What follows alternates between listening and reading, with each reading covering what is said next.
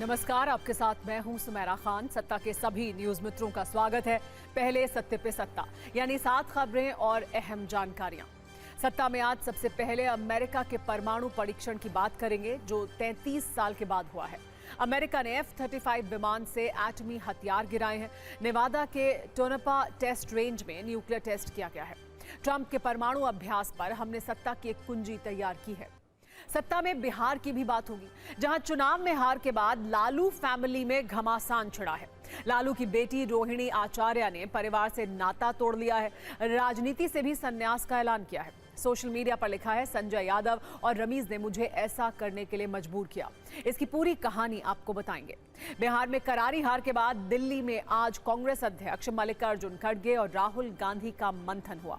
इसमें पार्टी के बड़े नेता भी शामिल हुए। खड़गे और राहुल ने लालू तेजस्वी से भी बात की। केसी वेणुगोपाल ने कहा कि एनडीए के 90% स्ट्राइक रेट पर शक है।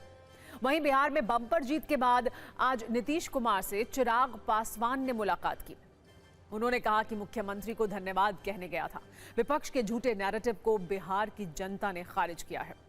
आज पीएम मोदी गुजरात के दौरे पर हैं, जहां उन्होंने करीब 10,000 करोड़ रुपए की योजनाओं का शिलान्यास और शुभारंभ किया। नर्मदा में बिरसा मुंडा को पुष्पांजलि अर्पित की। सूरत में बिहार के लोगों को संबोधित किया। ये कहा कि बिहार ने जाति की राजनीति को ठुकराया है। जम्मू कश्मीर के नौगाम ब्लास्ट को गृह मंत्रालय और जम्मू कश्मीर पुलिस ने हादसा बताया है।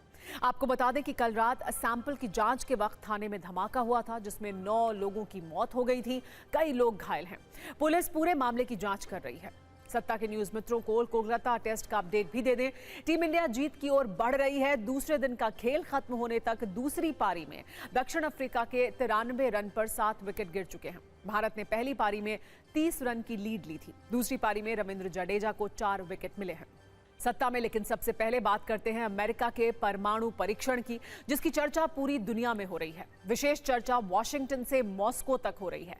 इस परीक्षण में परमाणु रेस वाली चिंगारी है, एटमी शक्ति वाले शोले हैं। सत्ता के न्यूज मित्रों को आज ये बताएंगे कि कैसे परमाणु पावर वाले दुनिया के 2 टॉप देश अब आमने सामने हैं। अमेरिका से आई वो जानकारी जिसने परमाणु रेस को एक नई रफ्तार दे दी है। खबर यह है कि अमेरिका ने आज से 85 दिन पहले परमाणु परीक्षण किया था।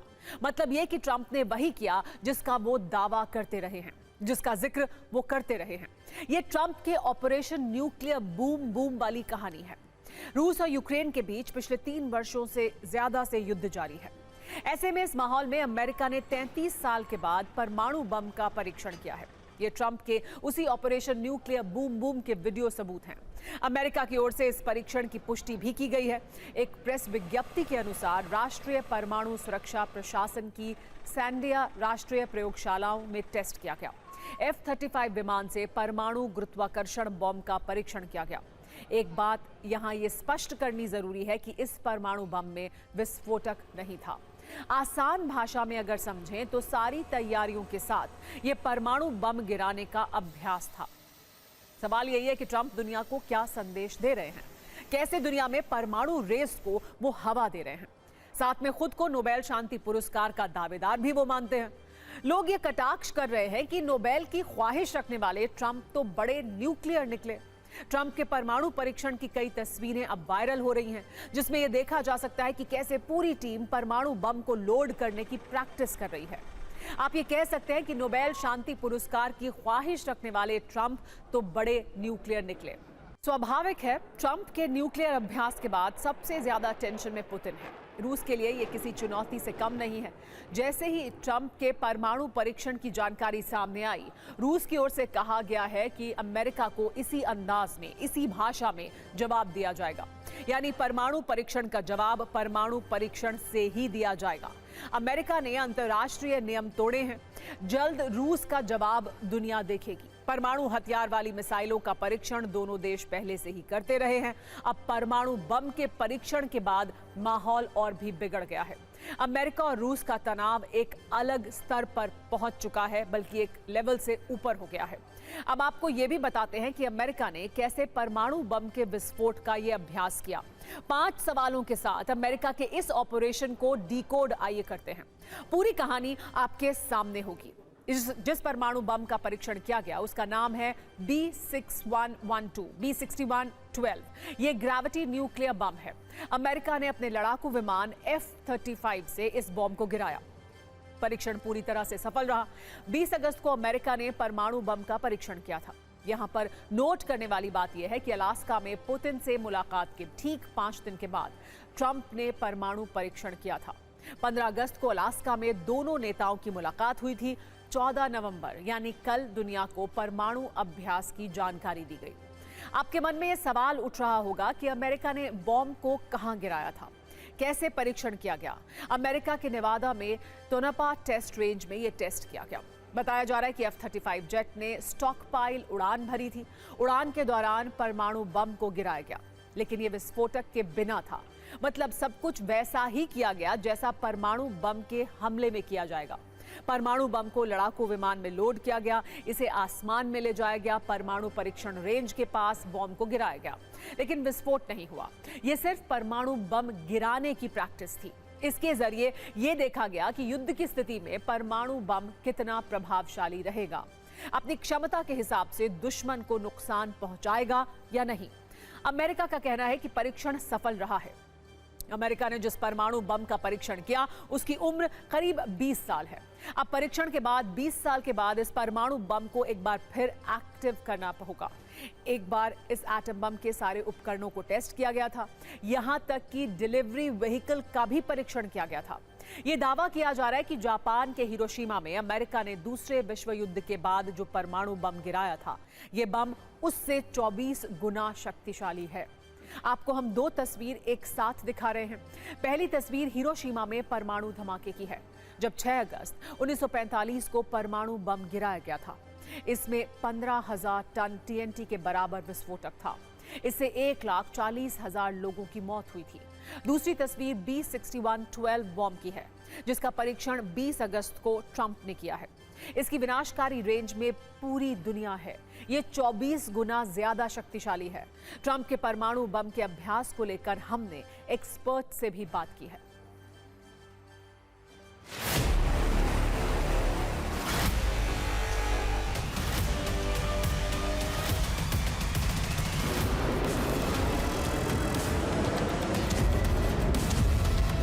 एक तो मिसाइल जाता है, उसको कंट्रोल करके मिसाइल गिरता है, उसके ऊपर वॉरहेड होता है। न्यूक्लियर वॉरहेड हो सकता है, परमाणु वॉरहेड या नॉर्मल वॉरहेड हो सकता है। लेकिन अब ये कह रहे हैं कि ग्रेविटी का टेस्ट कर रहे हैं। ग्रेविटी का मतलब ये है कि वो मिसाइल को फायर कर देते हैं। BB161 जो बोला आपने, वो फायर कर देते हैं, फिर वो ग्रेविटी के हिसाब से कंट्रोल्ड ग्रेविटी पे जाके अपने दुश्मन की ठिकाने पर गिरता है। ये भी अमेरिका का धमकी है।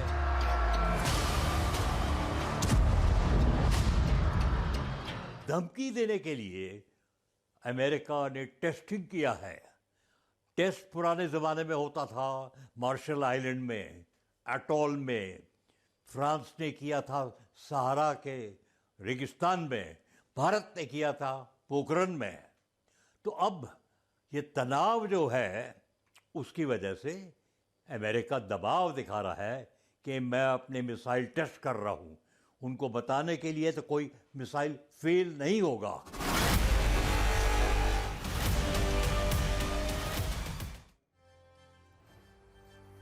खबर यह भी है कि रूस के नजदीक 5 अमेरिकी बेस में B6112 ग्रेविटी न्यूक्लियर बॉम्ब तैनात है। बेल्जियम में यूएस न्यूक्लियर बेस में B6112 बॉम्ब तैनात है। बेल्जियम बेस से रूस से दूरी सिर्फ 2,253 किलोमीटर है। इसके अलावा पोलैंड में 10 B61 परमाणु बम तैनात हैं, जिसकी रूस से दूरी 1,223 किलोमीटर है। जर्मनी में अमेरिकी बेस में B61 परमाणु बम हैं। यहां से रूस की दूरी 1,836 किलोमीटर है। इसके अलावा इटली में अमेरिकी न्यूक्लियर बेस पर 35 B61 परमाणु बम हैं। नीदरलैंड में बने यूएस न्यूक्लियर बेस में 15 परमाणु बम हैं। रूस से इसकी दूरी 2200 किलोमीटर है। सप्ताह में हम आगे बढ़ते हैं और आइए अब बात करते हैं देश में अमोनियम नाइट्रेट से हुए नए धमाके की। दिल्ली के बाद दिल दहला देने वाला धमाका श्रीनगर के बाहरी इलाके नौगाम में हुआ। यह धमाका एक पुलिस स्टेशन में हुआ। धमाका इतना जोरदार था कि काफी दूर तक इसकी आवाज सुनी गई। सबसे पहले आपको इस धमाके से जुड़े कुछ हैरान करने वाले वीडियो दिखाते हैं। नौगाम में हुए धमाके का यह वीडियो रात के 11:22 का है। वीडियो में साफ दिख रहा है कि अचानक तेज धमाका हुआ। धमाके की आवाज इतनी जोरदार थी कि यहाँ के जानवर भी दहशत के मारे भागने लगते हैं। अब इसी धमाके का एक दूसरा वीडियो देखिए। नौगाम में जब ये धमाका हुआ तो इस घर की बंद खिड़कियां भी तेज झटकों के साथ खुल गईं। धमाके से उठी तेज रोशनी और आवाज दोनों ही कैमरे में रिकॉर्ड हो गई। धमाके के कारण थाने में खड़ी कई गाड़ियों में आग लग गई। फायर ब्रिगेड की टीम मौके पर पहुंची। अंदर मौजूद पुलिसकर्मियों को बचाने के लिए तुरंत रेस्क्यू ऑपरेशन शुरू किया गया। इलाके को भी फिर सील कर दिया गया। इस धमाके में 8 पुलिस वालों समेत 9 लोगों की मौत हो गई। 32 लोग घायल हो गए। मृतकों में एक इंस्पेक्टर, फोरेंसिक टीम के 3 सदस्य, क्राइम ब्रांच के 2 फोटोग्राफर, 2 राजस्व अधिकारी और 1 दर्जी शामिल हैं। 4 दिन में 2 बड़े ब्लास्ट से पूरा देश सहम गया। दोनों ही धमाके अमोनियम नाइट्रेट से हुए, लेकिन नौगाम धमाके में कोई आतंकी कनेक्शन नहीं है। जिस अमोनियम नाइट्रेट में धमाका हुआ वो फरीदाबाद से गिरफ्तार डॉक्टर मुजम्मिल के ठिकाने से बरामद हुआ था, जिसे जांच के लिए नौगाम लाया गया था, क्योंकि इस सिलसिले में नौगाम में ही अक्टूबर के महीने में पहली FIR दर्ज हुई थी। कल रात नौगाम के थाने में रखे इसी अमोनियम नाइट्रेट का जब फोरेंसिक टीम सैंपल ले रही थी तभी जोरदार धमाका हो गया। गृह मंत्रालय और जम्मू कश्मीर पुलिस की तरफ से इसकी जानकारी दी गई। ये कहा गया कि नौगाम धमाके पर किसी भी तरह की अटकलें ना लगाई जाएं। ये कोई आतंकी हमला नहीं हुआ, बल्कि मानवीय भूल से हुआ एक बड़ा हादसा है। लेकिन जम्मू कश्मीर के उपराज्यपाल ने इस पूरे मामले की जांच के आदेश दे दिए हैं।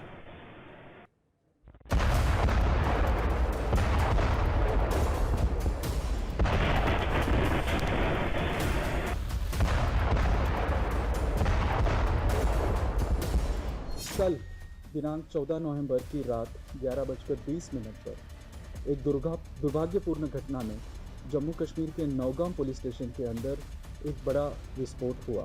इस दुर्भाग्यपूर्ण घटना में 9 लोगों की मृत्यु हो गई और 27 पुलिसकर्मी, 2 राजस्व अधिकारी और 3 नागरिक घायल हुए। इस घटना के कारण कि कोई अन्य अटकलें अनावश्यक है।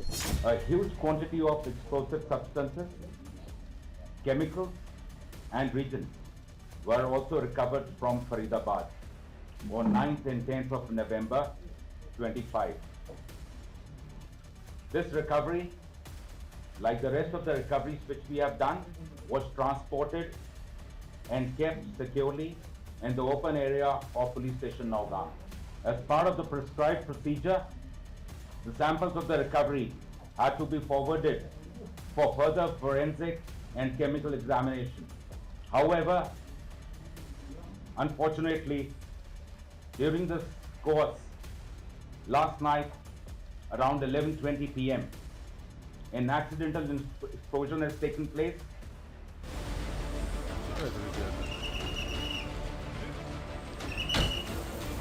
SDRF जम्मू कश्मीर SDRF की टीम जो है ये अंदर जा रही है। और बता दें आपको कि इसी तरीके से कल से ही ये जो SDRF है जब से ब्लास्ट हुआ है इस नौगाम पुलिस स्टेशन में, हालांकि अभी तक पुलिस ने स्पष्ट किया है कि ये एक्सीडेंटल ब्लास्ट था जो पुलिस स्टेशन नौगाम के अंदर हुआ। धमाका इतना बड़ा था कि हम लोग जज ही नहीं कर पाए ये है क्या। देखा कि पूरा आग, तहस नहस, धुआं, गाड़ियां जल रही हैं, लोग पड़े हुए हैं, सारे शीशे टूटे। यहाँ टूटे हैं 600-700 मीटर दूर पे टूटे हैं शीशे, तो वहाँ की तो बात ही नहीं है। जो घर आसपास में है उसमें भी जख्मी हुए हैं लोग। नौगाम धमाके में 9 लोगों की जान जाने के बाद अब इस मामले पर सियासी शोले भी भड़क उठे हैं। दिल्ली से लेकर जम्मू कश्मीर तक केंद्र सरकार पर सवालों की फायरिंग तेज है। जम्मू कश्मीर के पूर्व मुख्यमंत्री फारूक अब्दुल्ला ने सवाल उठाए कि सैंपल कलेक्शन से पहले विस्फोटक एक्सपर्ट से बात की जानी चाहिए थी। कांग्रेस अध्यक्ष मल्लिकार्जुन खड़गे ने इस घटना के बाद आतंकवाद पर बढ़ते खतरे पर चर्चा के लिए सर्वदलीय बैठक बुलाने की मांग कर दी। आम आदमी पार्टी के संयोजक अरविंद केजरीवाल ने सवाल उठाए कि देश की सुरक्षा के साथ इतना बड़ा खिलवाड़ कैसे और क्यों होने दिया जा रहा है। देश जवाब चाहता है।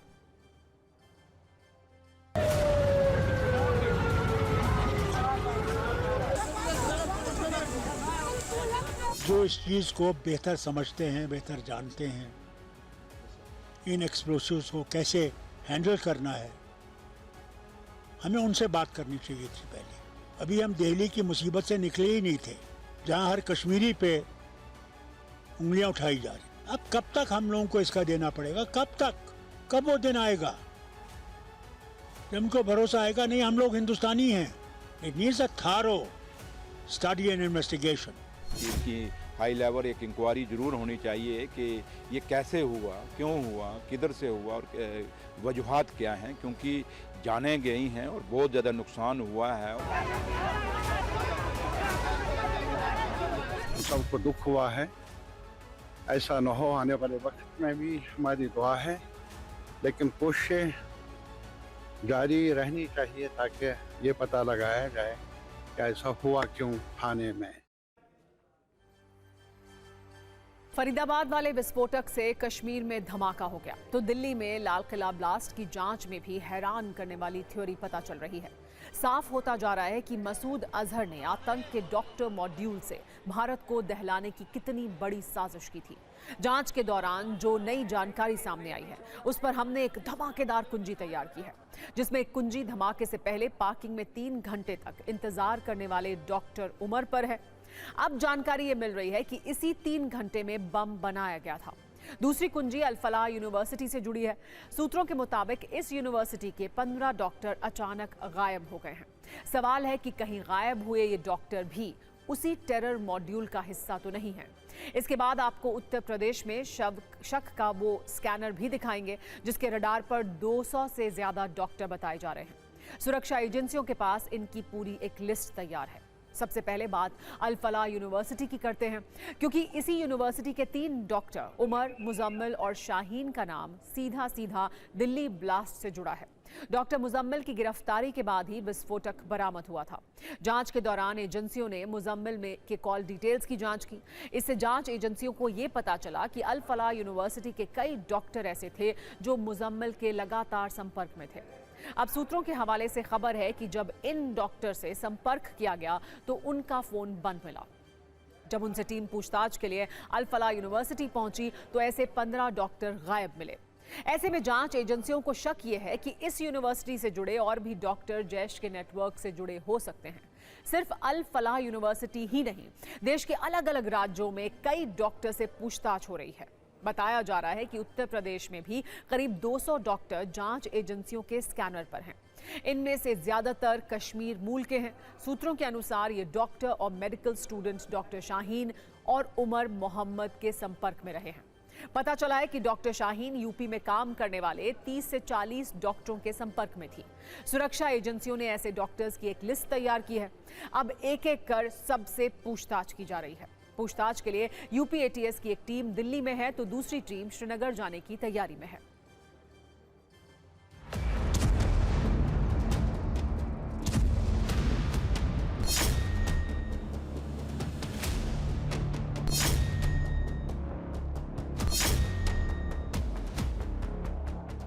मुजम्मिल की गिरफ्तारी के बाद उमर फरार चल रहा था, लगातार अपने ठिकाने बदल रहा था। फरीदाबाद की एक दुकान में वो आया था। सीसीटीवी कैमरे में ये तस्वीरें कैद हुई है। वो एक कोने में बैठा हुआ नजर आ रहा है, हाथ में फ़ोन है। इसके बाद वो फ़ोन जो है दुकान के मालिक को देता है, चार्ज करवाने के लिए फ़ोन देता है कि फ़ोन चार्जिंग पर लग दिया जाए।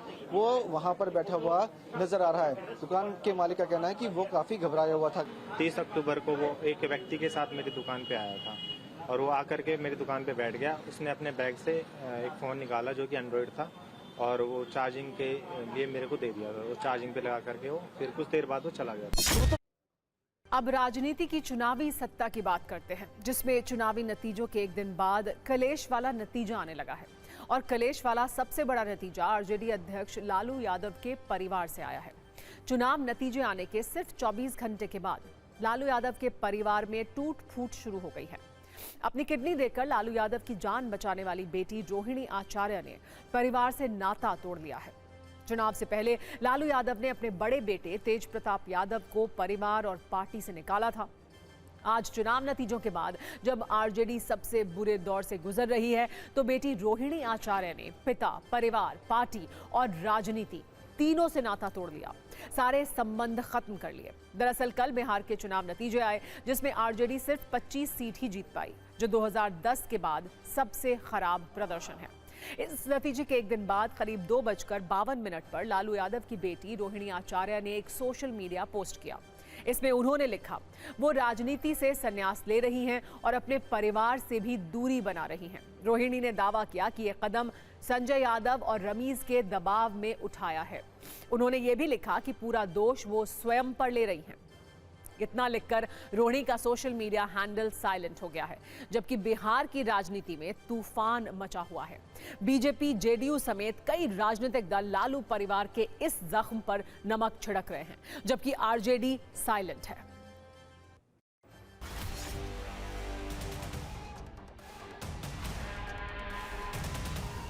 राजद एक पारिवारिक पार्टी और परिवार का अंदरूनी कलह उभर कर आया। सवाल के घेरे में लालू जी आप है, राबड़ी देवी जी आप है।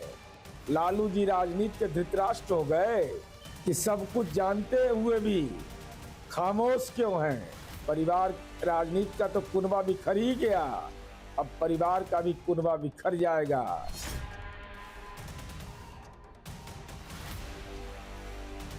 जिस तरह से परिवार में लगातार और एक दो व्यक्ति के कारण लालू जी का परिवार बिखरता जा रहा है, टूटता जा रहा है, किसी को भी अच्छा नहीं लगेगा। और मैं भी चाहता हूं कि जो परिवार बिखर रहा है, टूट रहा है, और किसी व्यक्ति के चलते अगर बिखर रहा है, टूट रहा है, तो ये उचित नहीं है। लालू यादव के परिवार में कलेश का एपिसोड 57 दिनों के बाद एक बार फिर से रिपीट हुआ है। इससे पहले 18 सितंबर को रोहिणी आचार्य ने ऐसा ही एक सोशल मीडिया पोस्ट किया था, जिसमें टारगेट पर संजय यादव थे। तब रोहिणी आचार्य ने एक सोशल मीडिया पोस्ट शेयर किया था। इसमें तेजस्वी यादव की सीट पर संजय यादव के बैठने पर सवाल उठाया गया था। उन्होंने उस दौरान ये भी लिखा था कि उन्होंने एक बेटी और बहन के तौर पर अपना कर्तव्य एवं धर्म निभाया है और आगे भी निभाती रहेंगी। उन्हें किसी पद की लालसा नहीं है, ना कोई राजनीतिक महत्वाकांक्षा है, लेकिन आत्मसम्मान सर्वोपरि है। इसके अलावा उन्होंने एक और सोशल मीडिया पोस्ट किया था, जिसमें लिखा था कि जान हथेली पर रखते हुए बड़ी से बड़ी कुर्बानी देने का जज्बा रखते हैं। बेखौफी, बेबाकी, खुददारी तो उनके लहू में बहती है। वैसे इस पोस्ट के बाद रोहिणी आचार्य पर आरोप लगा कि वो विधानसभा चुनाव लड़ना चाहती थी, लेकिन टिकट नहीं मिला, इसलिए नाराज है। ऐसे में कुछ दुख भरी सोशल मीडिया पोस्ट के बाद रोहिणी आचार्य ने तेजस्वी के लिए प्रचार भी किया था, तो माना जा रहा था कि परिवार में अब सब कुछ ठीक है। चुनाव के दौरान उन्होंने तेज प्रताप को जीत की शुभकामनाएं दी थी। इन बातों के बाद आज अचानक रोहिणी आचार्य ने अपने परिवार से संबंध तोड़ने वाला बम फोड़ दिया और इसके लिए तेजस्वी यादव के बेहद करीबी आरजेडी के कथित चाणक्य और राज्यसभा सांसद संजय यादव को जिम्मेदार ठहराया। वैसे लालू यादव को किडनी देने वाली बेटी रोहिणी आचार्य इस परिवार की पहली और इकलौती सदस्य नहीं है जो संजय यादव पर बरस रही हैं। इससे पहले तेज प्रताप यादव कई बार संजय यादव को जयचंद कह चुके हैं। उन्होंने संजय यादव पर परिवार और पार्टी को बर्बाद करने का आरोप भी लगाया है। कल के नतीजों के बाद तेज प्रताप यादव ने एक बार फिर से तेजस्वी यादव और संजय यादव पर हमला किया। उन्होंने कहा कि ये जयचंदों की हार है। हमने पहले ही कहा था कि इस चुनाव के बाद बिहार से कांग्रेस खत्म हो जाएगी और आज कहना ही क्या, ये साफ दिख गया। मैं हार कर भी जीता हूं क्योंकि जनता का प्यार, भरोसा और आशीर्वाद मेरे साथ है, लेकिन सच कड़वा है। इन जयचंदों ने आरजेडी को अंदर से खोखला कर दिया, बर्बाद कर दिया। इसीलिए आज तेजस्वी फेल हुए हैं। जो लोग अपनी कुर्सी और अपनी राजनीति बचाने के लिए अपने ही घर में आग लगाते हैं, इतिहास उन्हें कभी माफ नहीं करेगा। मैं बार बार कहता हूं, जनता माँ बाप है, जनता का फैसला सिर माथे पर है और आज भी उसी भावना से मैं आपके फैसले को मानता हूं। तेज प्रताप यादव इतने पर नहीं रुके। उन्होंने पीएम मोदी, नीतीश कुमार और अमित शाह की भी पूरे कंठ से तारीफ की। उन्होंने कहा कि ये जीत हमारे सफल प्रधानमंत्री और दुनिया के सबसे मजबूत नेता नरेंद्र मोदी जी की पर्सनालिटी और उनकी जादुई लीडरशिप का कमाल है। जनता ने नीतीश कुमार के सुशासन को खुले दिल से स्वीकार किया है। बिहार की ये ऐतिहासिक जीत बीजेपी और भारत के गृह मंत्री और बीजेपी के चाणक्य अमित शाह जी की दिन रात की मेहनत का नतीजा है। तेज प्रताप यादव आरएसएस से लड़ने की बात करते रहे हैं, लेकिन कल के नतीजों के बाद वो बीजेपी और पीएम मोदी पर फूलों की बारिश कर रहे हैं, जो कई लोगों को हैरान कर सकती है। वैसे जिन संजय यादव पर लालू परिवार में इतना कलेश मचा हुआ है, वो तेजस्वी के परम मित्र और सबसे करीबी कहे जाते हैं। जो न्यूज़ मित्र संजय यादव को नहीं पहचानते हैं, वो इस बात को ऐसे समझ लें कि जो व्यक्ति आजकल आपको तेजस्वी यादव के सबसे करीब दिखेंगे, वो संजय यादव ही हैं। आरजेडी से राज्यसभा सांसद हैं और तेजस्वी यादव के करीब करीब सभी कार्यक्रमों में वो दिखते हैं। खास बात यह है कि संजय यादव बिहार के नहीं हैं, बल्कि हरियाणा के महेंद्रगढ़ जिले के नांगल सिरोही गांव के रहने वाले हैं, लेकिन बिहार की राजनीति में उनका काफी दखल है। संजय यादव 2012 में आरजेडी से जुड़े, इसके बाद वो धीरे धीरे तेजस्वी के करीब आ गए और आज की स्थिति यह है कि आरजेडी के स्थानीय नेता, लालू परिवार और आरजेडी के कार्यकर्ता सभी संजय यादव को परिवार और पार्टी की इस स्थिति के लिए जिम्मेदार समझ रहे हैं। हालांकि तेजस्वी और संजय यादव दोनों खामोश हैं। रोहिणी आचार्य अपने कलेश वाले एपिसोड में संजय यादव के अलावा जिस रमीज का जिक्र कर रही हैं, उनका पूरा नाम है रमीज नेमत खान। वो तेजस्वी यादव के क्रिकेट के दिनों के दोस्त हैं। 2016 में वो आरजेडी से जुड़े थे। शुरुआत में वो डिप्टी सीएम ऑफिस में बैकडोर का काम देखते थे। इसके बाद रमीज तेजस्वी यादव के दफ्तर से जुड़ गए। रमीज बलरामपुर के पूर्व सांसद रिजवान जहीर के दामाद हैं।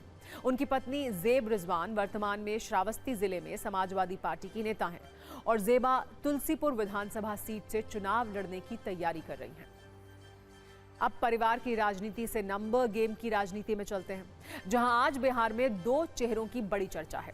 इसमें पहला नंबर एआईएमआईएम के अध्यक्ष असदुद्दीन ओवैसी है, जिनका बिहार में अपना स्कोर 5 रहा है, लेकिन 8 सीटों पर इन्होंने महागठबंधन को सीधा नुकसान पहुंचाया।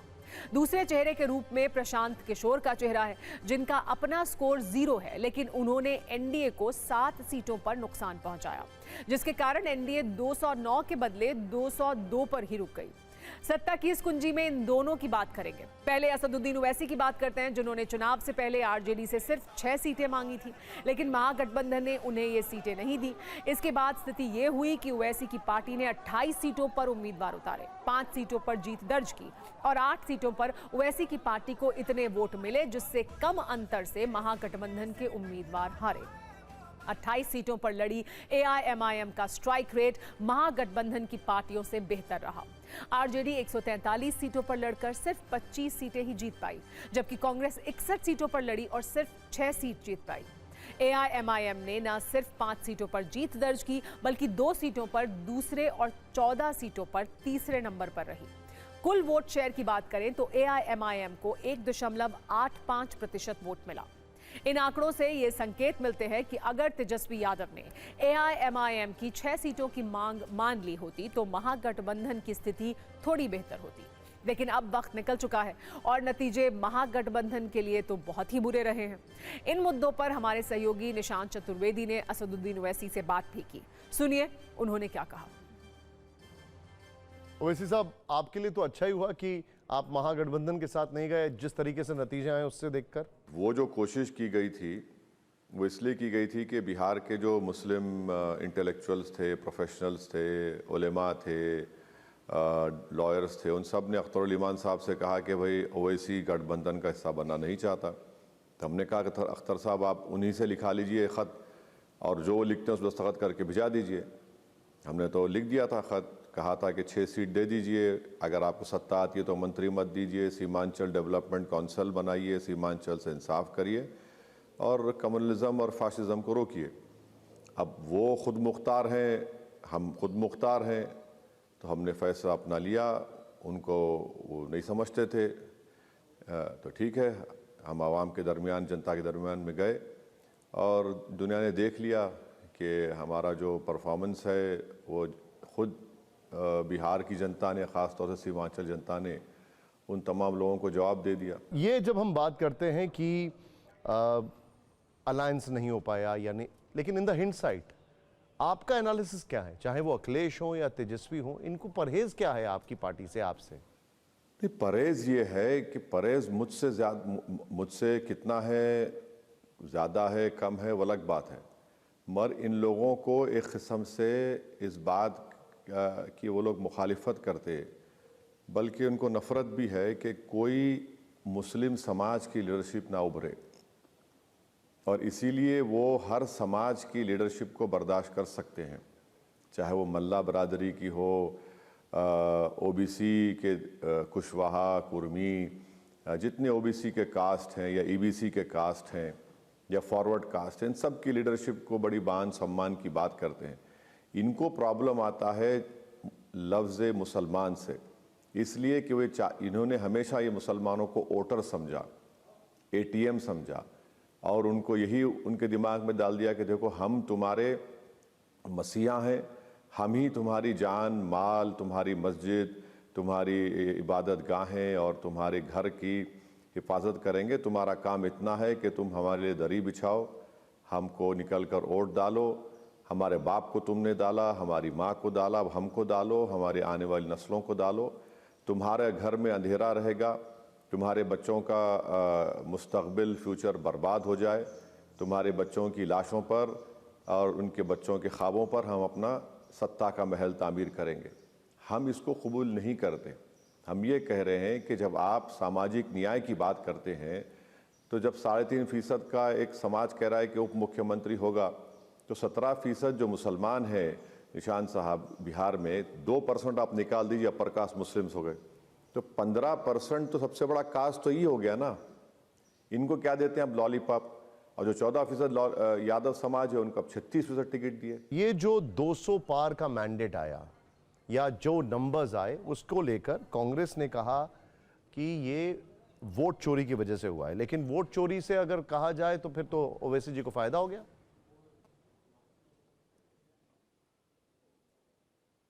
नहीं, मैं नहीं मानता इस बात को। मैं मानता हूं कि बिहार की जनता का एक फैसला है, बावजूद इसके कि हम नहीं चाहते थे कि दोबारा नीतीश कुमार और बीजेपी की सरकार बने, ये फैसला हमारी मर्जी और हमारी कोशिशों के बरखिलाफ आया है।